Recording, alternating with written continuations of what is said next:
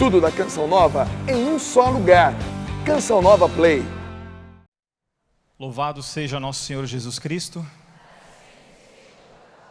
Uma alegria estar aqui essa manhã.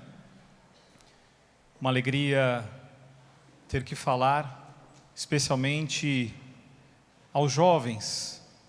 Não somente a eles, mas especialmente aos jovens. E o tema que me foi pedido a que nós refletíssemos nessa manhã, ele pode não parecer que tem alguma coisa a ver conosco.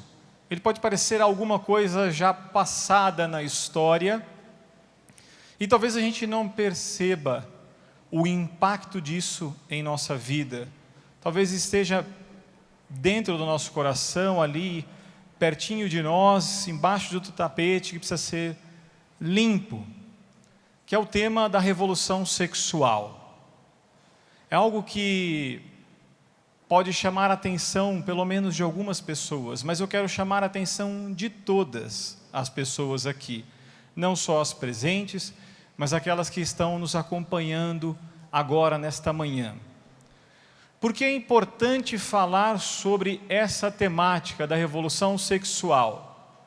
Se é algo que alguns ouviram falar lá na década de 50, 60, o que aconteceu na sociedade, mas já passou isso. Inclusive os que estão aqui, católicos, falam, olha, eu tenho já uma visão já melhor sobre este assunto. Então nós precisamos aqui refletirmos sobre alguns pontos importantes nesse tema. Um deles é sobre manipulação de massa. De modo geral, a gente nunca pensa que a gente pode ser manipulado. Talvez a gente nem veja. Ou a gente identifique isso, às vezes, numa propaganda, talvez num filme, alguma coisa na grande mídia, mas a gente não consegue enxergar muito isso, porque, inclusive, já colocaram na nossa cabeça de que falar de manipulação parece teoria da conspiração. É uma coisa que já tem que deixar de lado. Se alguém tentar falar isso para você, é um fundamentalista. Deixa isso de lado. E quem justamente me chamou a atenção deste assunto, muitos anos atrás, foi o Papa João Paulo II. Na 8ª Jornada Mundial da Juventude, o Papa disse o seguinte, prestem bastante atenção. Ele fala, abrindo aspas, com o tempo, as ameaças contra a vida não diminuem. Um pouco mais à frente ele vai continuar, o século XX será considerado uma época de ataques massivos contra a vida.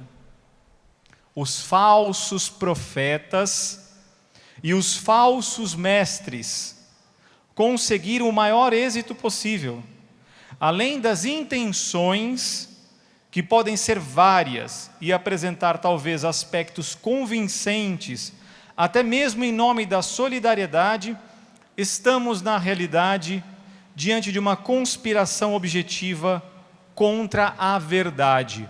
Uma conspiração objetiva contra a verdade. E ele continua, dizendo que estão envolvidas várias instituições internacionais.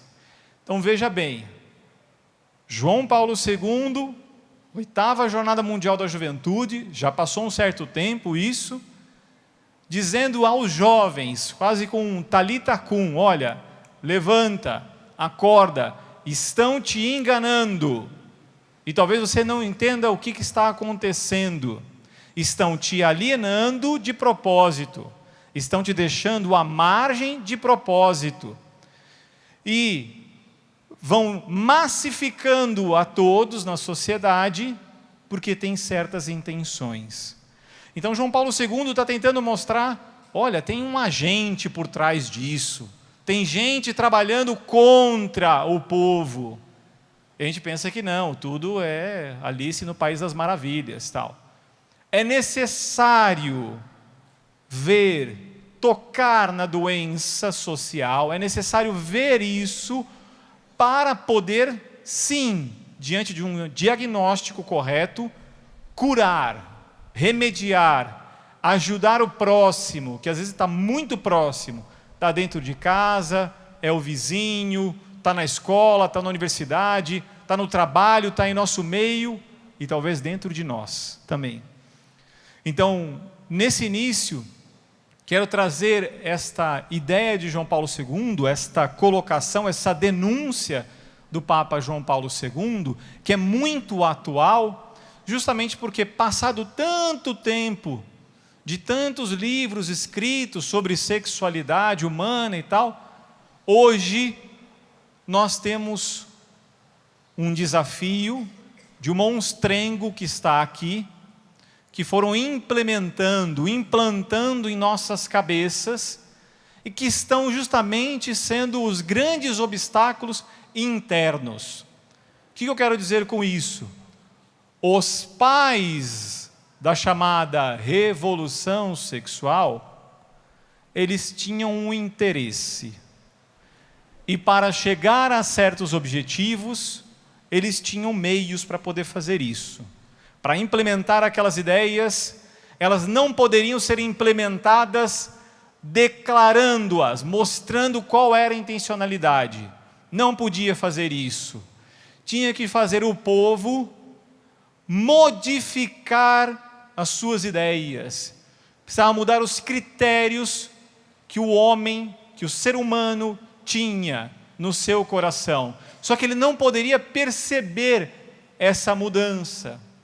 E os meios, as estratégias feitas para isso foram várias e muito usadas e descritas em muitas obras destas mesmas pessoas que pensaram em fazer uma transformação social. Veja lá, aqui, levanta a mão quem já ouviu falar da ideologia de gênero. Muito bem, pode baixar a mão. Quem já ouviu falar sobre eutanásia? Continua de mão em pé, aborto, células tronco embrionárias, reprodução assistida. Agora eu vou falar outras.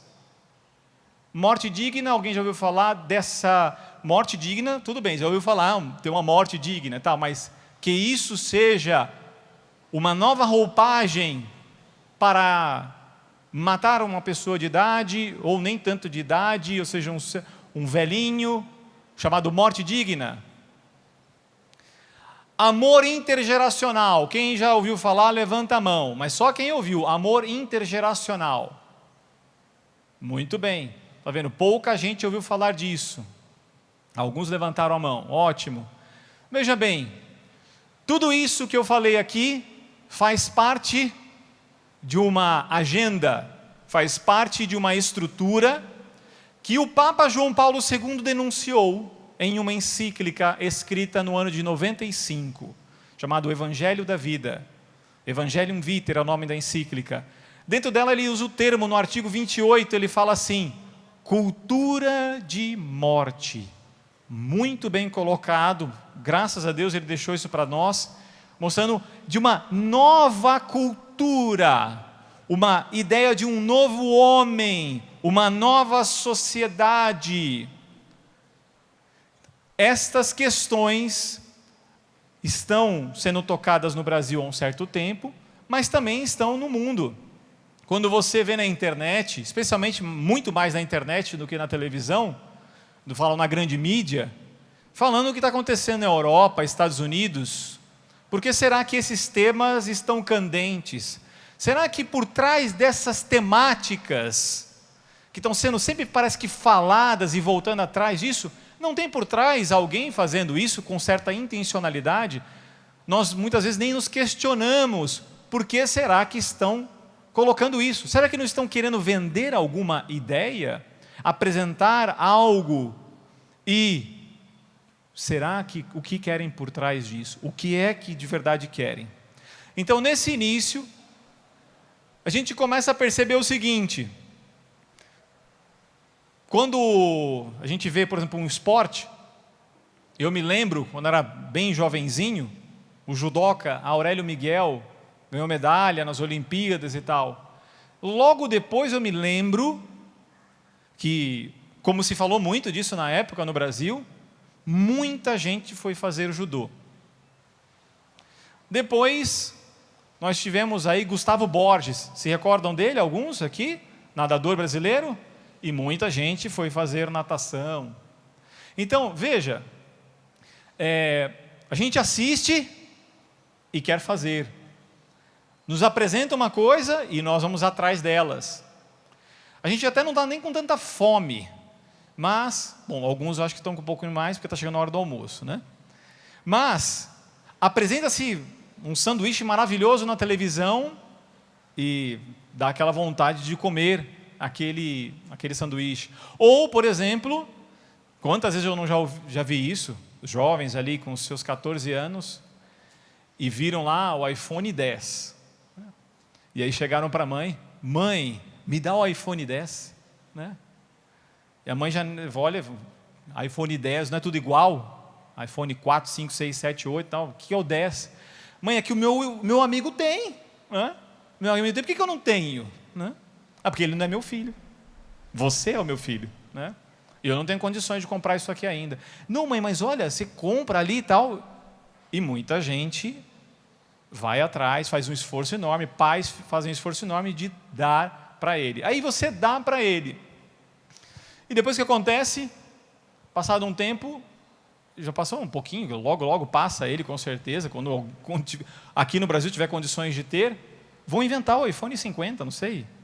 E nunca vai parar. E o pessoal vai ficar desejando ter sempre o depois. Desejando. Palavra importante. Vão colocando dentro de nós aquelas necessidades que às vezes não são necessidades. Tem outras que são mais importantes.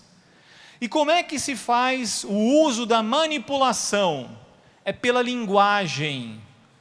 A linguagem tem sido a ferramenta para conseguir alcançar os objetivos pensados por estas grandes nações. Por exemplo, quando em um outro lugar eu estava falando sobre a revolução sexual, chegou um momento de perguntas, e eu não tinha passado os dados que eu vou falar aqui agora. Um jovem levantou a mão e falou: professor, posso fazer uma colocação? Sim. Olha, professor, tudo bem, o senhor acredita que isso é uma coisa ruim, mas não me parece ruim. Falei, puxa, eu cometi um erro, eu não te mostrei a história disso daqui, eu não te mostrei como é que foi feito, nem os livros. E aí esse erro eu passei a não cometer mais, justamente de mostrar que lá atrás, não indo muito atrás, quem já ouviu falar do nome Alfred Kinsey? Levanta a mão. Alguém já ouviu falar dele? Alfred Kinsey? Não? Nos anos de 1948, ele escreveu uma obra que foi uma bomba atômica nos Estados Unidos. Por quê? Ele é considerado um dos pais, não é o pai, mas um dos pais da chamada Revolução Sexual. E ele escreveu um livro para tratar da sexualidade, porque todo mundo se interessa, vou falar sobre isso e tal, né? Pode-se dizer assim, não foi bem essa a história. O seu livro não era para poder chegar e mostrar, olha, como é bonita a sexualidade, como ela deve ser vivida. Não foi essa a sua ideia. Não era nem o modo como ele tratou a questão. Em seu livro, tem lá umas tabelinhas, umas tabelas das pesquisas feitas por Alfred Kinsey, que hoje a grande mídia, quando vem colocar sexualidade para nós, recortada, reduzida, com interesses diversos, não conta a história para você. Não mostra que Alfred Kinsey, com a sua equipe de sexólogos, abusou de 317 crianças. Com cronômetro em mãos, vendo na criança de 4 meses até seus 17 anos, vamos ver quantas vezes ela chega ao ápice, das mais variadas formas. Isso não te contam. Parece até mentira uma coisa dessa. Por quê? Porque não pode mostrar. Porque se mostrar para você, talvez se você for olhando todo mundo que foi seguindo essa ideia, e que foi escrevendo na mesma linha de pensamento, tinha um objetivo contra você. Ele queria massificar, ele sabia como fazer isso. Eles foram financiados para fazer isso. Ele foi viajando por muitos anos, conversando com governantes para derrubar a legislação, diminuir a legislação e entrar com novas ideias. João Paulo II mostrou muito sobre isso. Não apenas ele, mas vários papas anteriores e mesmo os posteriores também, mostrando o ataque à família. João Paulo II, em um discurso, quando volta da ONU, ele fala da seguinte maneira: volto do encontro da ONU para rezar o Regina Coeli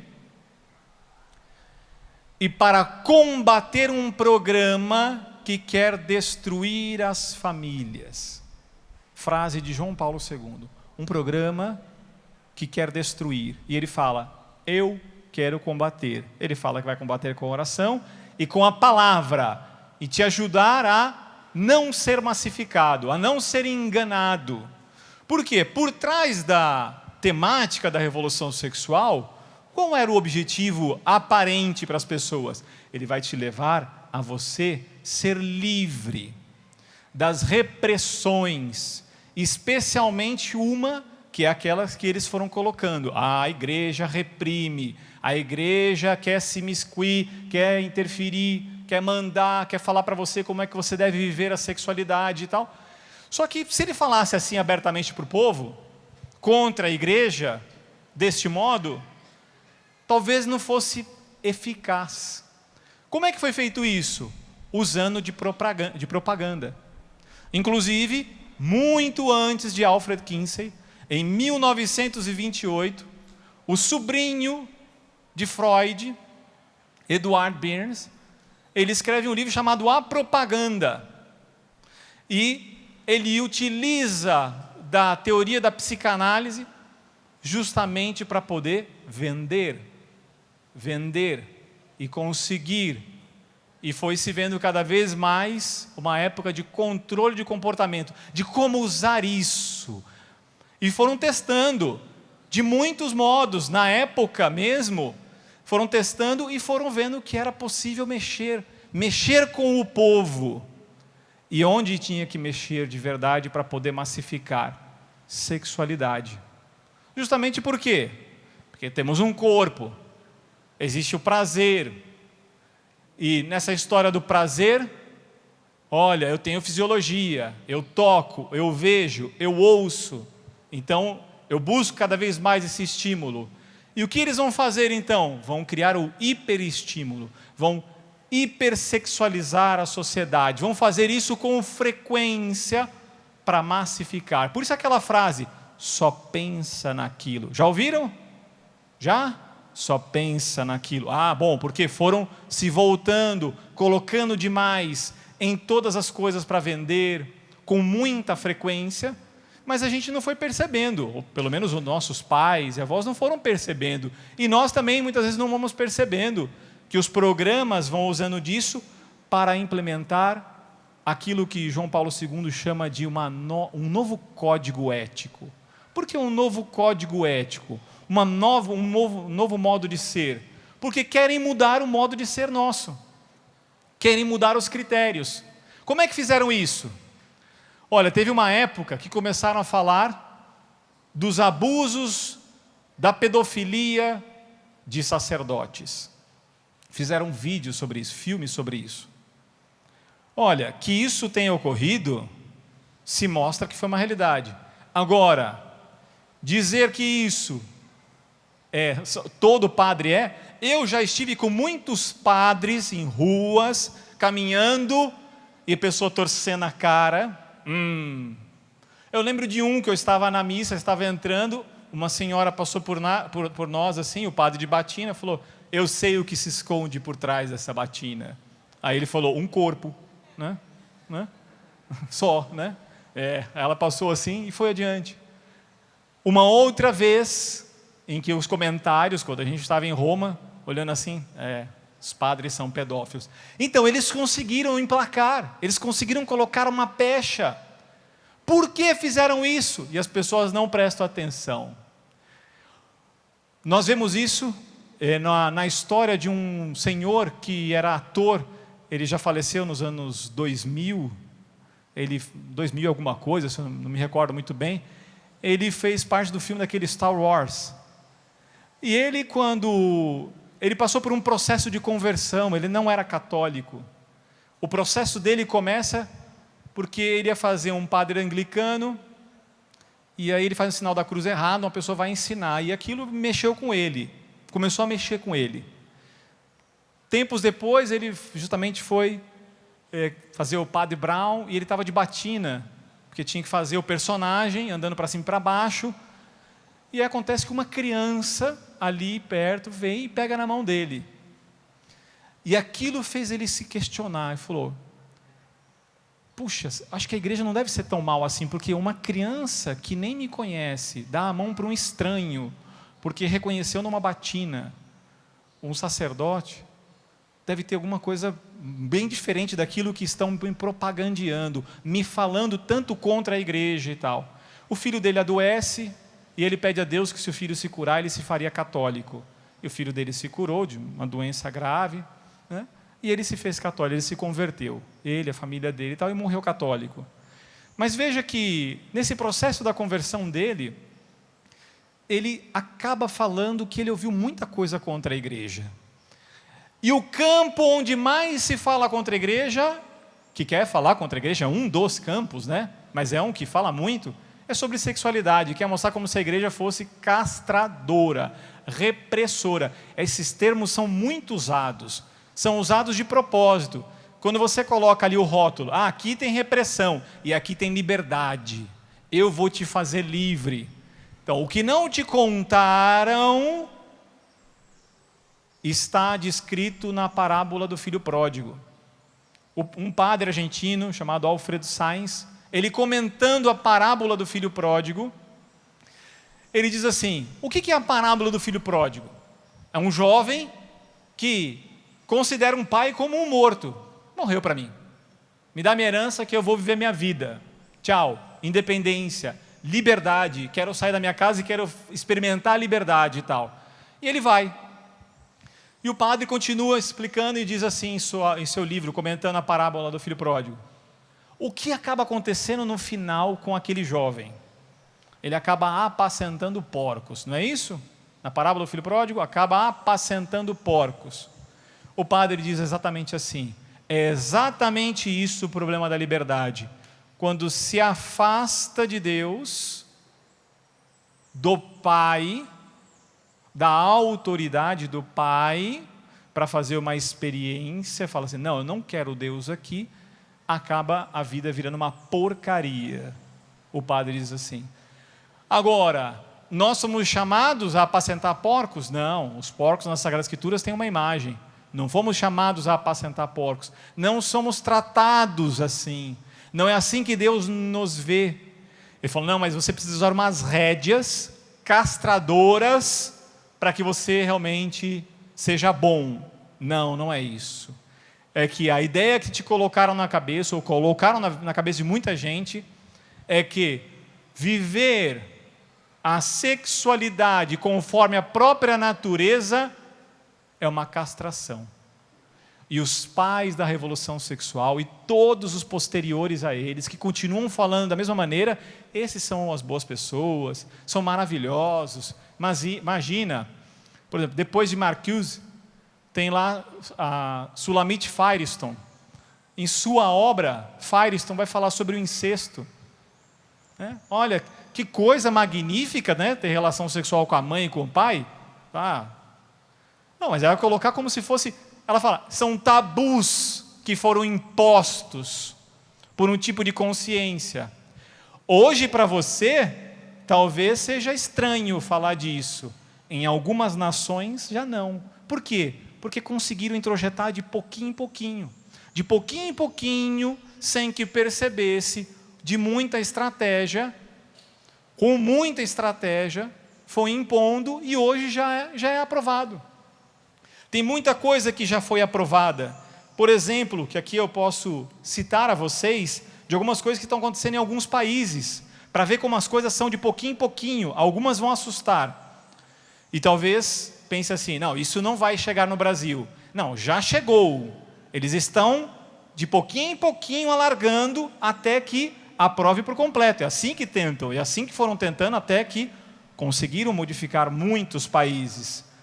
Eu não sei se já ouviram que na Holanda um partido político advoga pelo direito do chamado amor intergeracional. Eu vi que quase ninguém levantou a mão falando sobre amor intergeracional. O que é amor intergeracional? É só o uso da linguagem para esconder a pedofilia. Não é violência. É que eu tenho amor por aquela criança. Eu quero ter relação com ela e tal. E a partir disso, alargar a legislação. Isso na Holanda acontecendo. Aqui no Congresso Nacional, anos atrás, um deputado tentou passar uma coisa assim. Não, mas o Brasil precisa modificar o seu modo de pensar sobre o amor intergeracional. E a pessoa não está atenta para saber o que significa isso. Olha, uma criança, 6, 7, 8, 9, 10 anos, será que você está atento para isso? Por exemplo, um médico, aconteceu isso, né? Na Inglaterra, um médico parabenizou uma mãe que foi lá, estava grávida, parabéns, a senhora vai ser mãe. Ela ficou ofendidíssima com a colocação e processou o médico, e aí vê todo o movimento contra o médico, porque ele só constatou que ela estava grávida, portanto, se ela era mulher, era mãe. Só que ela disse assim, não, eu não sou mulher, eu me vejo como homem e tal. E o que eles conseguiram alterar na legislação britânica? Eles conseguiram emplacar a proibição de que um médico possa falar, parabéns, mamãe ou papai, o seu filho, homem ou mulher. Não pode falar isso. Vocês conseguem entender o seguinte, assim, eu vou dinamitando e te restringindo a tua linguagem. Eu não vou permitindo que você fale. Mas professor, é que eu sou realmente até favorável a isso. Não, mas está tolhindo a liberdade das pessoas, de um médico na sua profissão simplesmente falar um fato fisiológico, uma realidade científica, mostrar aquilo. E não se vê que por trás essas atitudes existe muito de chamada engenharia social, uma ideia de modificar a sociedade. Nos países ali bascos, estão querendo proibir que os meninos joguem bola no pátio. Por quê? Porque é uma atividade contra o gênero feminino e tudo mais. Garotos, meninos, crianças brincando de futebol. Não, olha, na verdade não vou achar estranho se conseguirem colocar isso. Na França foi proibido usar o termo senhorita. É muito pouco usual também, né, hoje em dia para muita gente, mas senhorita. Por quê? Porque todo movimento que foi contra disse o seguinte, ali se constata um estado civil, porque ainda não está casada. É como se ela fosse alvo de bullying. O homem fala, aquela ali está livre, está à disposição. Aí você vai falar assim, não, mas é absurdo isso, esse tipo de colocação. Só que ela pega. Aí aprova a lei, proíbe e começa a gerar divisão. Este é o objetivo. Só que aquele objetivo externo, que ainda continua vigente, de fazer alteração através de divisão, de brigas, de ódio entre as pessoas, ele foi internalizado mais recentemente. Como é que ele foi feito isso? Ele foi feito isso através do próprio gênero. O que é o gênero, falando de modo simples? Só para falar isso também para vocês. É fazer com que o homem, o ser humano, se revolte contra a sua própria natureza. Ele internamente fala, não, olha, eu me construo e me desconstruo do jeito que eu quiser. Ele colocou para dentro dele isso. E isso tem tido repercussão grande em muitos países. Muitos problemas que estão sendo, inclusive, ocultados. tem aumentado o número de suicídio no Brasil. Vocês têm acompanhado isso? Sim? Quem tem acompanhado, visto alguma coisa de suicídios? Levanta a mão, olha. Tem aumentado. Então eu digo aqui em cadeia nacional para quem está ouvindo aqui, vai aumentar. O que eu desejo? Não, não é isso. É que existe uma estrutura silenciosa, uma revolução silenciosa através da educação formal, das escolas, que vem implementando certas ideias que o ser humano fica confuso, sofre, ele não sabe como lidar com isso internamente. E as pessoas falam, não, isso é falácia. É falácia não. Eles só querem não te mostrar os estudos de que muita gente que está procurando e que infelizmente se suicida ou que está sofrendo, você vê aquela insatisfação permanente com tudo que está acontecendo à volta dele. Por quê? Porque foram tirando a família, o pai, as ideias, os critérios, foram fragilizando, dessensibilizando. São inúmeras as estratégias para fazer isso. O Papa João Paulo II, ele, em um outro trecho, ele diz na carta às famílias assim: estamos diante de uma crise da verdade, uma crise de conceitos, do amor, da liberdade, enfim, e de tantos outros conceitos. Justamente quando se pergunta para uma pessoa, o que é a verdade? A minha esposa fez vestibular, ela já tinha uma faculdade, mas foi prestar vestibular, estava fazendo umas provas, e ali estava assim, tinha lá a elaboração de um texto onde falava sobre a verdade, e falava assim, olha, só existe uma das 4 alternativas que é a errada, sobre a verdade. E aí vinha falando, a única alternativa que era de fato a correta, era a que eles falaram que era errada, do que era realmente a verdade. Então, só que para acertar, você tinha que falar que aquela estava errada. Essa aqui é a mentirosa. Não, você tem que negar isso para que você tenha a nota, para que você tenha que passar adiante. E talvez aconteça isso com mais frequência do que a gente esteja vendo. E nessa questão da liberdade é o tema central por trás da revolução sexual. Porque nós queremos ser livres, desejamos ser livres, e a liberdade tem a ver com amor, tem a ver com certeza com amor. Só é livre quem ama de verdade, quem tem domínio de si mesmo para poder se entregar. Mas eu não vejo o processo.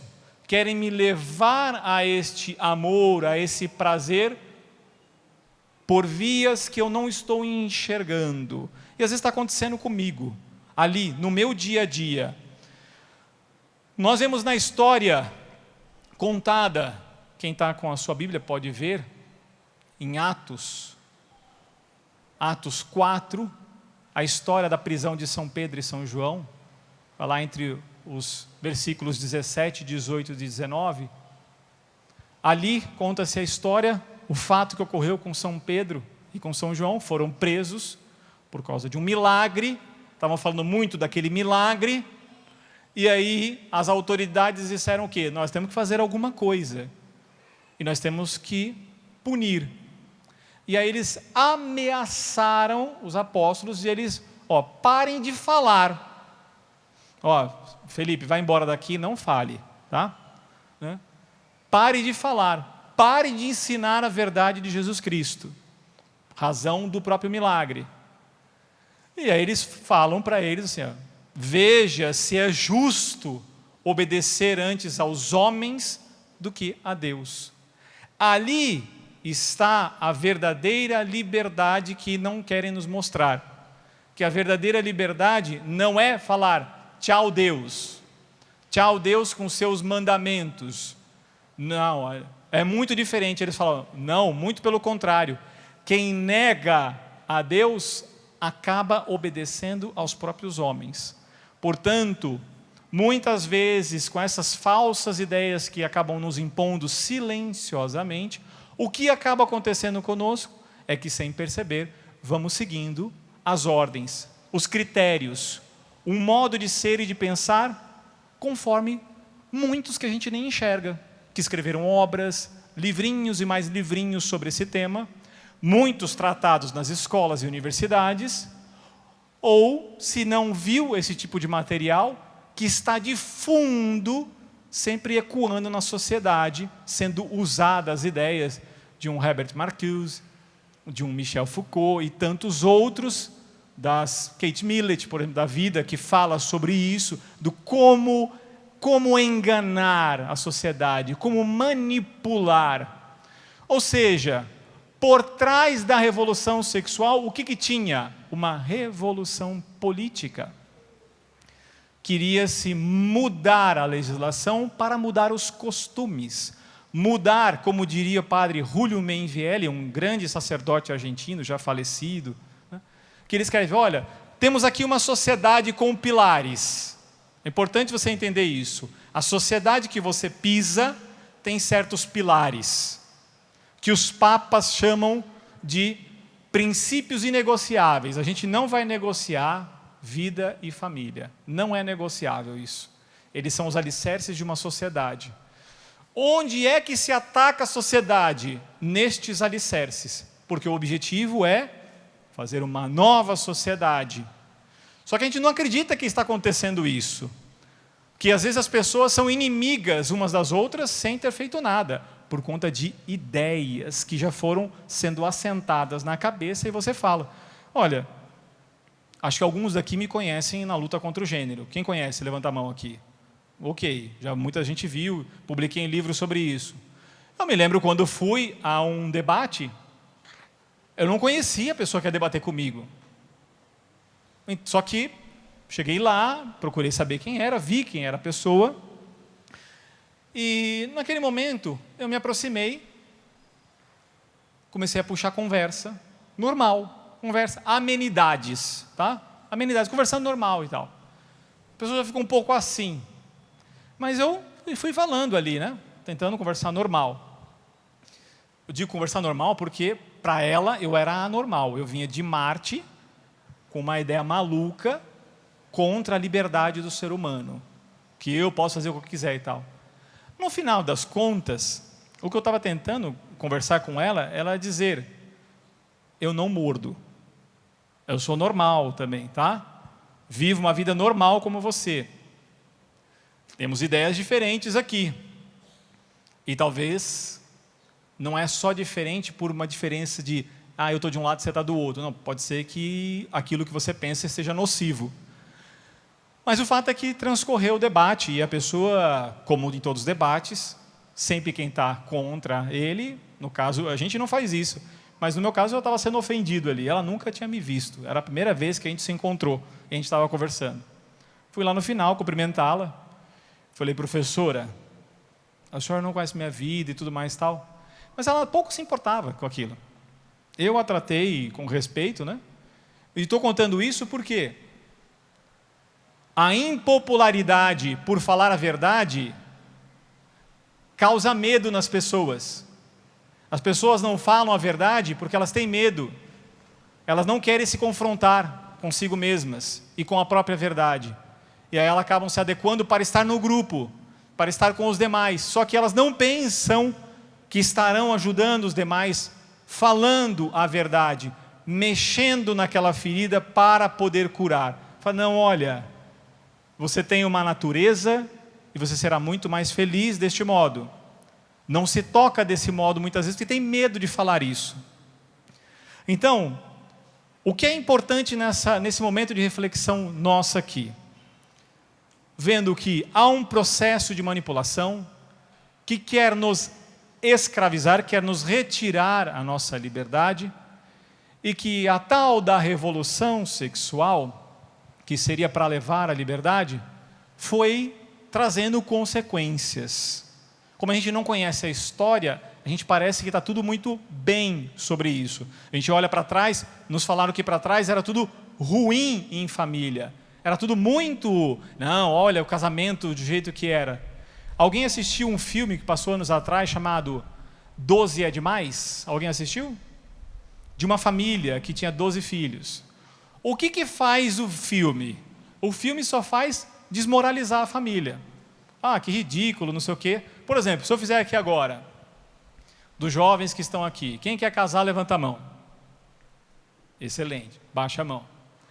Vamos lá. Quem quer ter 12 filhos? Vai ter uns falando assim. Então, quem quer ter 10? 8? 6? Teve um que fez assim, ó. Ele não fez assim, ele fez assim. 4? Olha. 2? 1? 0 filhos. Fica com vergonha. Eu estou pensando em não ter também e tal. Então, mas conseguiram fazer isso contra a família. Foram fazendo, mostrando, como é difícil, é custoso, é muita fralda, é muito cocô para limpar, é dinheiro de escola, não sei o quê, é trabalhoso, tem o gênero na escola, então é melhor não ter filho. Aí ficam fazendo esse tipo de coisa. Eu tenho 4 filhos. Fui à padaria, agora no Natal, numa nova padaria, né, na região. A moça ali, aconteceu uma coisa comigo que já sempre acontece. Aconteceu agora de novo. Eu falei, nossa, renovei, eu já posso falar de um dado mais recente. Na padaria mais perto da minha casa, que eu não tinha ido agora, eu fui, a moça olhou e falou, nossa, todos são seus? 4 filhos. Que ela estava vendo o quê? 2 times de futebol ali juntos? 4 filhos. Mas é porque colocaram na cabeça das pessoas, é complicado, é difícil, é ruim, é isso, é aquilo, uma série de justificativas. E não me diga que isso é natural. Não me diga que isso foi assim. Não, foi escolha. Eu penso que foi escolha. Só que tem muito material, vídeos, propagandas que foram fazendo assim. Eu sempre encontro, às vezes, nas formações, que numa viagem que eu fiz a Madrid, receoso de falar o espanhol, que eu tinha aprendido, liguei a televisão onde eu estava para poder ver um pouquinho, me acostumar o ouvido, e vi uma propaganda chocante. A propaganda se passava em silêncio absoluto, dentro de um mercado, uma mulher sendo olhada por todo mundo, e as pessoas olhavam com um olhar assim de raiva para ela meio que oprimida, vamos dizer assim. Aí ela olha para baixo e tem uma criança esperneando. Aquela cena de mercado que o garoto quer um negócio começa a espernear. Só que a propaganda é em silêncio absoluto, então você não ouve a criança gritando, mas você vê ela esperneando, ela volta a olhar para as pessoas, todas olhando para ela com raiva, e aí a frase, bem na frente, assim, termina assim, para evitar esse problema, use camisinha. Qual o problema? Uma doença, um câncer, não sei o que e tal? O filho? Aí você pensa, mas isso não emplaca. É lógico que emplaca, já emplacou faz tempo. Quantas vezes eu já não entrei em elevador, no meu prédio, uma senhora olhou assim, que absurdo, que irresponsabilidade. Porque eu estou com meus filhos, todo mundo educado, não estava nem batendo nela, nem fazendo nada. Olhando assim. E os filhos, tchau. Saindo assim, eu falei, nossa, o que é isso e tal? Em quantos lugares? Vamos assistir lá um show lá e tal. Só que era de música erudita e tal. Olha, senhor, não pode vir que suas crianças são pequenas, elas vão atrapalhar todo mundo. Não vai atrapalhar não, fica tranquilo. Se atrapalhar, eu saio com ela. É todo mundo contra, porque já foi deixando se incutir de ideias equivocadas.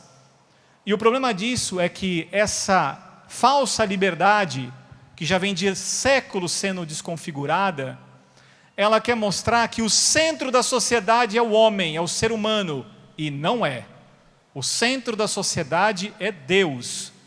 Se não entronizarmos a Deus na sociedade, sofreremos, porque temos um pai, temos uma relação com esse pai, como crianças, que dependemos dele, não como um castrador. Eu dizia até com uma amiga aqui há pouco, olha, você vê descendo, eu morava em Santos, se você for de São Paulo a Santos, pela serra lá, Anchieta, Imigrantes, você tem uma serra. Graças a Deus alguém colocou estrada, olho de gato, pintou o chão, colocou placa, iluminação. Só que às 2 da madrugada, se você quiser descer, desligar o farol, enfim, torcer que não tenha, vamos dizer que não tivesse antes, iluminação, olho de gato, guarda-reio, placa, mostrando que era curva sinuosa, você pode descer até hoje a 150 km por hora. se esborrachar onde você quiser, não tem problema. Não tem ninguém impedindo de fazer isso, a não ser os radares, para você tomar uma multa. Mas mesmo assim, você é livre, você continua, você faz o que você quiser. Colocaram ali para sinalizar, para ajudar. É uma curva aqui, não é uma castração. Fala, olha, aqui é melhor, desse modo é melhor. Mas não, eu quero fazer do meu jeito. O meu jeito é melhor. E esse será sempre o grande desafio. O desafio de olhar e não se deixar contaminar pela manipulação. Ou pelo menos ter uma desconfiança, fala aqui aos jovens, dos materiais que chegam a vocês, das falas que chegam a vocês. Pesquisem sobre o assunto. Anos atrás, quando eu ouvia tanta tema de sexualidade, o que eu fiz? Eu vou estudar a história disso daqui. Me interessei em ver quem estava por trás. Tem um livro em espanhol, não foi traduzido infelizmente para o Brasil ainda, né? Chamado Los Arquitectos de la Cultura de la Muerte, Winker. E ali ele vai mostrando os autores, suas obras. Ele quer te ajudar, assim, uma síntese das obras desses autores que foram tentando modificar a sociedade. Alfred Kinsey, Margaret Mead, Margaret Sanger. Por que estou falando isso para você? Porque o único modo de fazer com que você perceba que você pode estar sendo manipulado é se dê ao direito de pesquisar sobre o assunto. Não basta que eu venha aqui e fale para você. É necessário que você vá, olhe, constate. Como diria São João Crisóstomo, para certos males existe um único bem, que é usar proficuamente da palavra, usar a verdade, falar para as pessoas, isso é um bem e isso não é um bem. Critérios, sem duplicidade, sem enganar. E eu quero já encaminhando para os finalmente, dizendo o seguinte, por trás disso tudo, por que emplaca essas ideias? Porque eles encontram como que uma atmosfera, que eles mesmos criaram, possível de construir aquela ideologia. Eles vão colocando uma atrás da outra e vão cada vez mais crescendo e ampliando. O que nós vamos assistir no Brasil se ficarmos sentados sem fazer nada? Nós vamos ver várias legislações tentando passar, não digo que agora, mas vão tentando passar por muitos meios, né? Tentando restringir a vida do cidadão. Se estes grupos não parasitassem o Estado, se esses grupos não usassem do aparelho estatal contra o ser humano, seria um bando de ideias, de crenças por aí, à solta e tal, de algumas pessoas falando, mas não funciona assim. Muitas vezes em debates eu vi o quê? Grupos com ideias muito financiadas e trabalhando contra a pessoa de bem que está sentada aqui, que nem imagina o que está acontecendo, nem está vendo onde está acontecendo esta guerra contra o ser humano, que quer fazer você guerrear contra você mesmo, porque o único modo de fazer com que se vença e se emplaque uma nova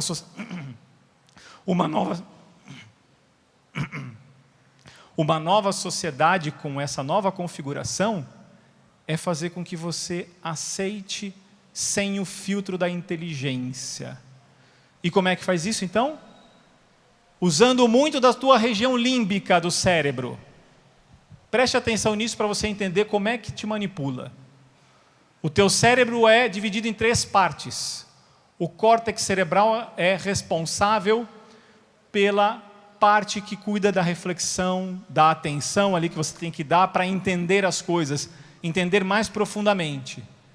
Como as grandes mídias acabam te sabotando? Elas não querem te dar tempo de você entender as coisas.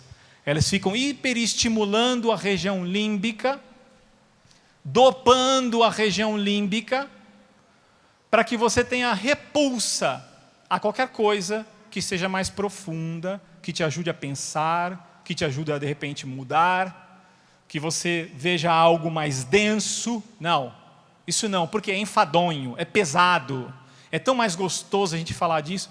No mercado, Quando tem aquele fulano lá com o microfone. Isso é a última televisão, portanto, lá que fala. Aí você vê que tem gente correndo no mercado para pegar as fichinhas. Existem pesquisas para ver se essas pessoas foram no mercado para comprar aquele produto que foi anunciado em promoção. O número é baixíssimo. As pessoas estão indo, mas falaram que tem aquele produto, ele sentiu escassez, ele corre para comprar. Isso é feito sistematicamente por muitos meios, até a tua cabeça estar dopada. Aí você fala assim, olha, bom, tudo bem, eu vi muita gente com a Bíblia na mão, lendo, aqui é normal que seja assim, mas de modo geral, vamos dizer que seja um outro livro dessa grossura. E um professor na aula fala, pegue o seu livro para ler, e ele te mostra um livro assim, 1000 páginas. Alguém já ouviu aquela frase assim? Um olhando para o outro, nossa, tem um resumo? Audiobook? Um negocinho rapidinho. Nunca fizeram isso também? Eu me lembro que eu sim.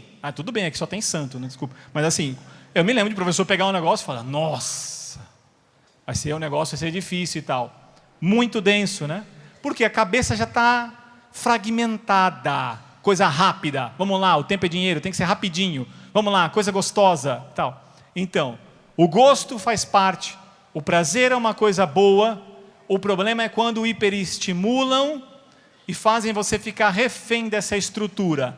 Os pais que estão aqui presentes, que eu estou vendo várias pessoas de mais idade também aqui, quando você vai simplesmente fazendo tudo, dando tudo que o seu filho quer, você está preparando ele, nota 10, para o sistema que quer fazer dele um hedonista, um relativista. Por incrível que pareça, são muitos e muitos autores tentando mostrar, se você faz desse modo, você o prepara para que no futuro, nos relacionamentos, ele não tolere nada, porque ele quer fazer tudo o que ele quer, do modo como ele quer, quando ele quer, porque ele quer. Ele é o centro da humanidade.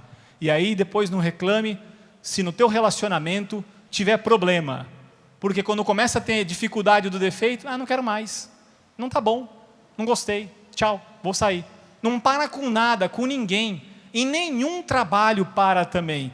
É justamente os pais de Santa Teresinha, a gente vê na história do lar de Santa Teresinha, apesar deles terem condições, eles viviam de modo mais simples com as meninas.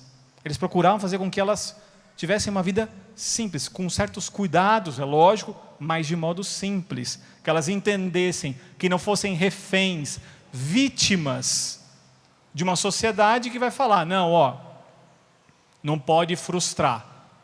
Eu quero terminando dizendo, quem falar para você que, como diria Jean Piaget, não pode frustrar, tome cuidado com isso, porque a vida não é assim. O frustrar faz parte. Nosso Senhor não vira e fala, toma a sua rede, vem com o abanador, deita lá e fica na sombra de água fresca. Renuncia a si mesmo. E renunciar é muitas vezes falar que você queria fazer uma coisa e não vai fazer. Eu tive que dormir, infelizmente tive que dormir muito tarde hoje, e um amigo aqui da Canção Nova foi me buscar. Frustrante, porque eu dormi menos de 4 horas, eu queria ter dormido mais. Eu queria, mas eu devo fazer isso. A liberdade é justamente fazer o que se deve, fazer o que é próprio com a natureza, fazer o que é a vontade de Deus e se conformando à vontade de Deus. A revolução sexual tem ainda muito impacto nas nossas vidas. E ainda terá, se nós não aprofundarmos a nossa vida de oração. Para terminar, se alguém aqui ainda tem dúvida de que a sexualidade sendo tratada desse modo seja maravilhosa, é só ir na história de Nossa Senhora de Fátima e ver o que ela fala dos pecados contra a pureza. E por que é importante guardar a pureza? Por que a igreja fala disso? Os santos falaram disso? Tem um motivo muito importante para você entender, que aí você vai ser livre. Bem-aventurados os puros, porque verão a Deus. Os puros verão a Deus. A pureza confere a visão. Ou seja, São João Cassiano, no século IV, quando vai comentar o trecho de São Lucas, capítulo 21, 34, o que pesa o coração do homem, das três coisas, na tradução da Bíblia de Jerusalém, do padre Mato Soares, uma delas é a devassidão, pesar, te materializar, te prender nesta vida, e você não entender o que seja a vida. Alguém aqui é do Rio de Janeiro? Já subiu no Cristo Redentor? Muito bem. O amigo sabe muito bem que subir lá e ver o Rio de Janeiro, você vê muita coisa. Lá embaixo do Corcovado você não vê nada, é óbvio, né? Mas é para dizer o seguinte, que quando se eleva, se vê melhor. Quando se eleva, se vê melhor. Quando guardamos a pureza, nos elevamos. Elevando, você enxerga melhor. Enxerga se tem engenharia social, enxerga se tem erro, se tem engano, se estão querendo fazer algum mal contra você, e você começa a enxergar o que você deve ser, o que você deveria fazer. Então, quando a igreja quer falar para você, guarde o seu coração e a pureza, ela está te dando as condições de você elevar a sua mente, elevar a sua razão. São Tomás de Aquino fala exatamente isto. São três as coisas que impedem a razão nos pecados contra a sensualidade. Quais são? Os efeitos. Ela vai paralisando, ela vai perturbando e ela vai cegando. Ela perturba a sua imaginação, ela vai como que paralisando, entorpecendo. Então, se você percebe em você melancolia, distração, pouco esforço, certa crueldade, distanciamento, falou de rezar. Aqui a gente está aqui para rezar. Muito bem. Agora quando está sozinho, e a mãe fala, filho, vamos rezar o terço? Não me diga que não é assim, que muita gente é assim. E talvez tenha alguma coisa a ver com a sexualidade. Então, se você começar a guardar o seu coração para Deus, ordenar os amores, e se elevar, você vai começar a enxergar melhor, e a sua mente vai como que sendo iluminada pela graça de Deus. Por esse motivo, o que mais me encantava em vir aqui pela manhã para falar para vocês, era para dizer aquilo que Nossa Senhora de Fátima dizia. Olha, são os pecados que infelizmente vão condenar a muitos. Mas não é só não ser condenado, você pode descobrir o que é a vida com Deus, o que é a vida, a beleza dela, mas você precisa não se deixar ser dessensibilizado. Então, por esse motivo, que Deus nos conceda a graça da oração, para nos aproximar dele, a graça também do estudo ordenado, e a graça também da pureza, para que justamente a nossa oração se eleve muito mais, e a nossa vida, e a nossa oração, os nossos lábios, os nossos atos, eles tenham relação entre si, e a gente possa ser mais belo e agradar a Deus. Fique com Deus, Deus abençoe a todos.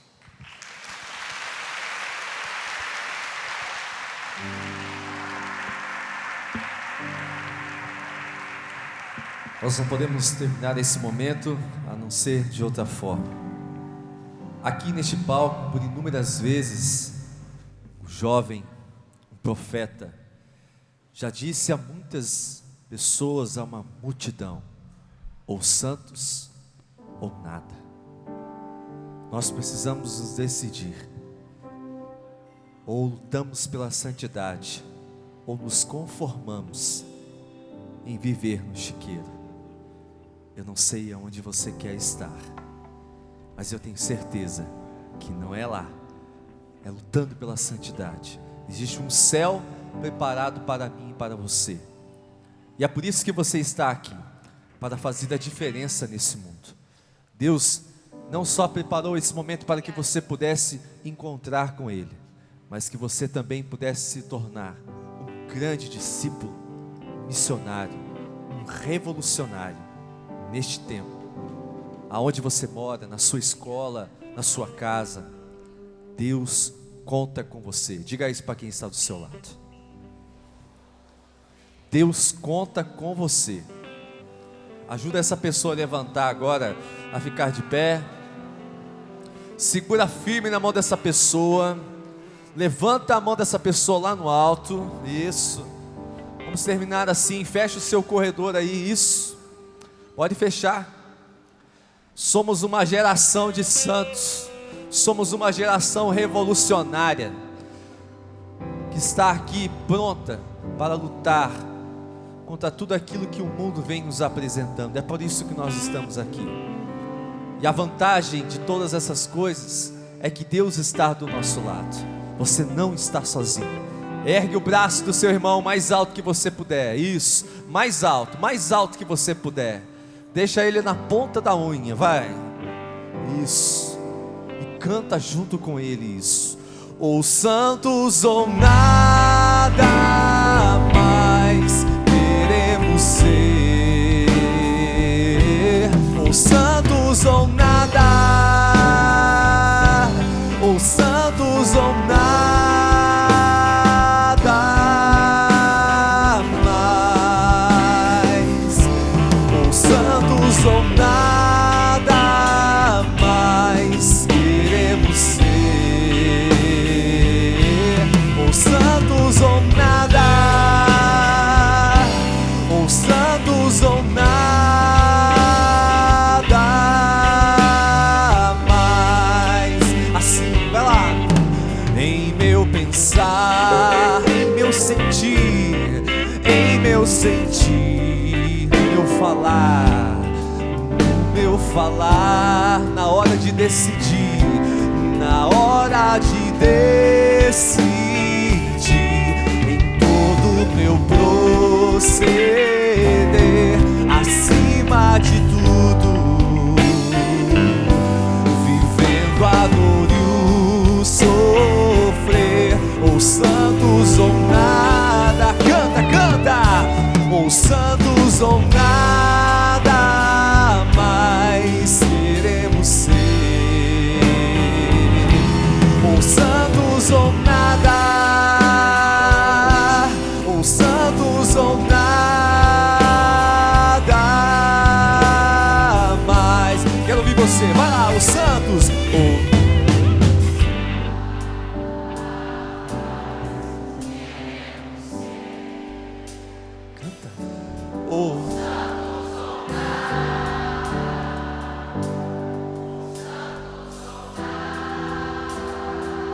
agora dá o seu melhor, o seu máximo agora. Vai, arrebenta os santos.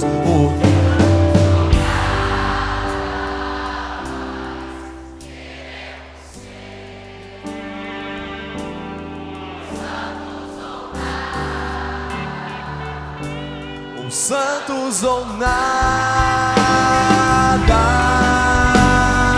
mais. Pra terminar, vai. Os santos ou nada mais queremos ser. Os santos ou nada. Os santos ou nada mais. Aplauda o seu irmão. Tudo da Canção Nova em um só lugar. Canção Nova Play.